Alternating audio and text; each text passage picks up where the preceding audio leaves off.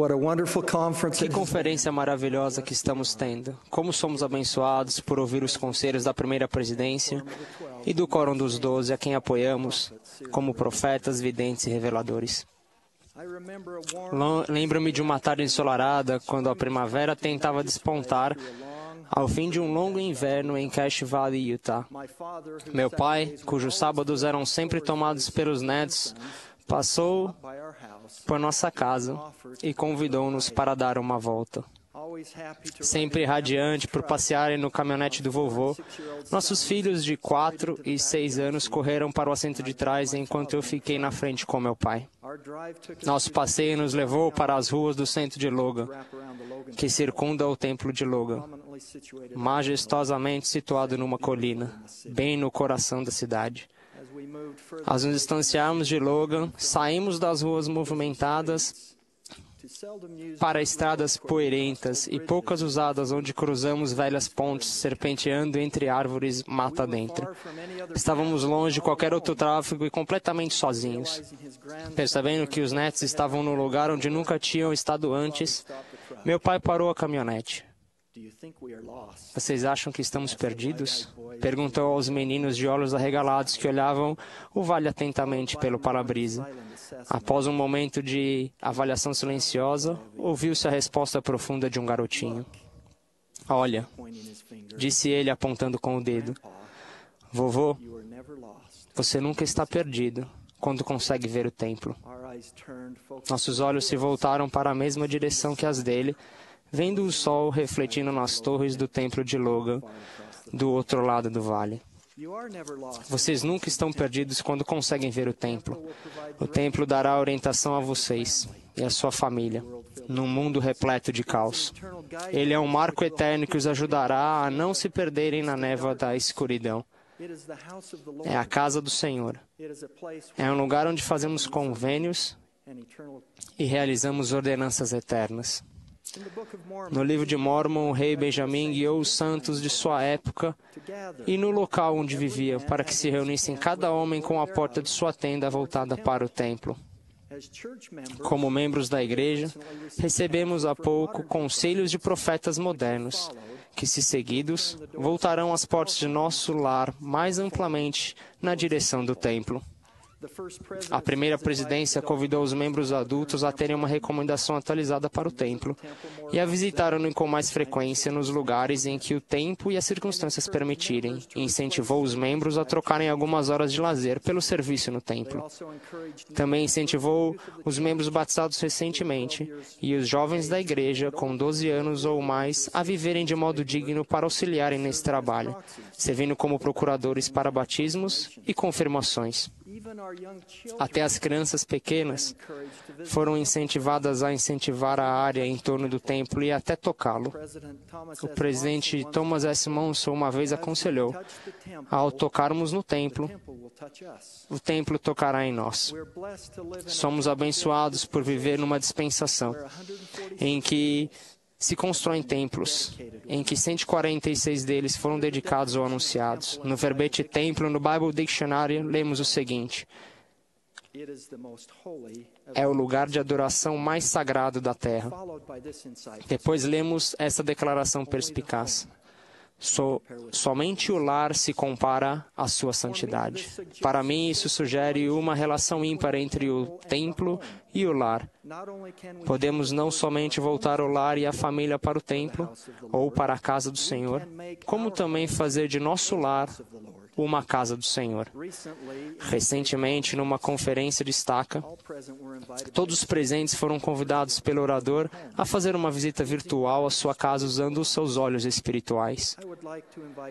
Gostaria de convidar a cada um de vocês a fazer o mesmo. Onde quer que esteja o seu lar, seja qual for a sua forma, a aplicação dos princípios eternos do Evangelho dentro de suas paredes é universal. Vamos começar. Imagina que estão abrindo a porta da frente e entrando em sua casa. O que estão vendo e como se sentem? É um lugar de amor, paz? É um refúgio do mundo? como o templo, é uma casa limpa e arrumada. Ao andarem pelos quartos da casa, vocês veem imagens edificantes como gravuras adequadas do templo e do Salvador? O quarto ou local onde vocês dormem é um lugar de oração pessoal? O local de reunião ou a cozinha é um lugar onde o alimento é preparado e as refeições são feitas em conjunto, onde há conversas edificantes e pode-se passar tempo juntos com a família? As Escrituras estão num local onde a família pode estudar, orar e aprender em conjunto? Vocês têm um lugar para fazer seu estudo pessoal do Evangelho? A música que vocês escutam ou as diversões que vêm, online ou em outra forma, ofendem o espírito? As conversas são edificantes, sem brigas? Isso conclui nossa visita. Talvez você, como eu, tenha encontrado alguns lugares que precisam de uma pequena melhoria. Espero que não uma grande reforma.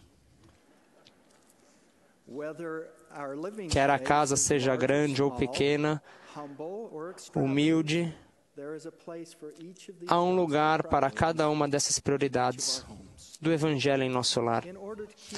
A fim de manter o templo e aqueles que frequentam os sagrados e dignos, o Senhor estabeleceu padrões por meio de seus profetas. Seria bom que conversássemos em conselhos da família sobre os padrões a serem adotados em nosso lar para mantê-los sagrados e torná-los uma casa do Senhor.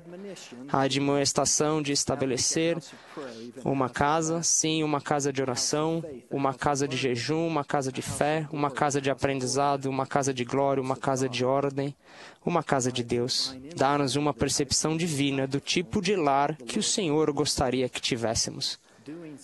Fazer estas coisas dá início à construção de uma mansão espiritual, em que todos podemos residir, sejam quais forem as circunstâncias do mundo. Um lugar cheio de tesouros que nem a traça, nem a ferrugem o consomem. Lá existe uma união justa entre o templo e o lar. Compreender a natureza eterna do templo irá aproximá-lo de sua família. Compreender a natureza eterna da família irá aproximá-lo do templo. O presidente Howard W. Hunter declarou: nas ordenanças do templo, constroem-se os alicerces da família eterna. O presidente Boyd K. Packer aconselhou: pronunciem a palavra templo. Digam-na de modo calmo e reverente. Repitam-na muitas e muitas vezes. Templo, templo, templo. E acrescentam a palavra sagrado, templo sagrado. Digam-na como se estivessem escrita com letras maiúsculas, não importa em que lugar da frase apareça. Templo. Outra palavra igualmente importante para os santos dos últimos dias é lar. Juntem as palavras templo sagrado e lar juntas, e vocês terão a descrição da casa do Senhor. No ano passado, as crianças da primária, milhares delas, do mundo todo, cada uma em sua respectiva ala ou seu ramo, cantaram para sua família e para os membros da ala na apresentação da primária na reunião sacramental. Cantaram hinos que falavam sobre desejo, promessas e preparação. A música que cantaram começa com lar sagrado e continua com templos sagrados. Acho que vocês conseguem ouvir a melodia mentalmente enquanto leio a letra. Eu gosto de ver o templo, ali hei de entrar. Sentir o Santo Espírito, vou escutar e orar, porque o templo é a casa do Senhor, lugar santificado. Devo preparar-me desde já, é meu dever sagrado. Eu gosto de ver o templo, ali eu entrarei. Com Deus farei convênios, que obedecerei. As famílias podem ser seladas para toda a eternidade. Agradeço ao Pai por me ensinar bem cedo esta verdade.